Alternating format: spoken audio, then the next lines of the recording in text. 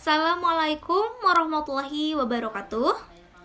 Perkenalkan, nama saya Laras Rahayu dari Program Studi Pendidikan Bahasa dan Sastra Indonesia, mata kuliah Fonologi Universitas Muhammadiyah Kota Sukabumi. Sebelum saya akan menyampaikan materi yang saya akan sampaikan, di sini saya akan menjelaskan sedikit mengenai fonologi.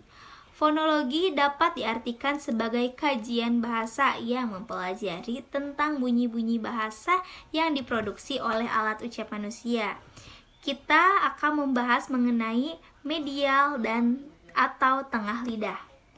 Medial atau tengah lidah dalam pembentukan bunyi bahasa lidah sebagai artikulator aktif yang mempunyai peranan yang amat sangat penting. Lidah juga dapat dibagi menjadi beberapa bagian, yaitu ada akar lidah, daun lidah, dan ujung lidah.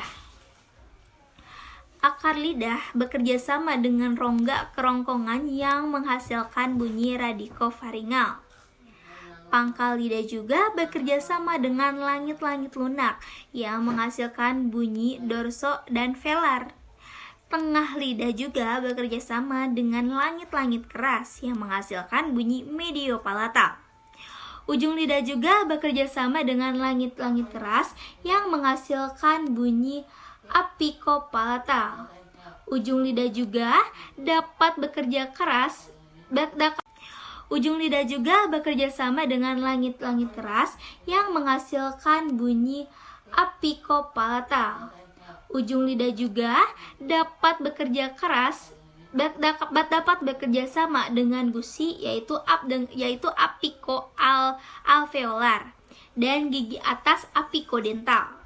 Alat ucap manusia di dalam fonemik bunyi bahasa yang diproduksi oleh manusia tanpa melihat fungsi bunyi itu sebagai pembeda makna dalam suatu bahasa. Ilmu fonetik menyelidiki bunyi dari sudut pandang tuturan atau ujaran. Artikulatoris, hal pertama yang dibicarakan dalam alat ucap manusia adalah yang menghasilkan bunyi berbahasa atau bunyi bahasa. Sebenarnya, alat ucap itu juga memiliki fungsi utama lain yang bersifat biologis.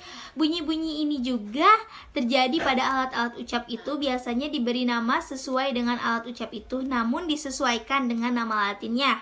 Nah, contoh misalkan tengah-tengah lidah yaitu huruf zim, shin, ya. Nah, maksudnya bunyi-bunyi huruf tersebut keluar dari tengah-tengah lidah tepat serta menepati langit-langit mulut yang tepat di atasnya. Nah, tiga huruf ini lazimnya disebut huruf syazariyah, artinya huruf sebangsa tengah. Sekian dan terima kasih. Kurang lebihnya mohon maaf. Wassalamualaikum warahmatullahi wabarakatuh.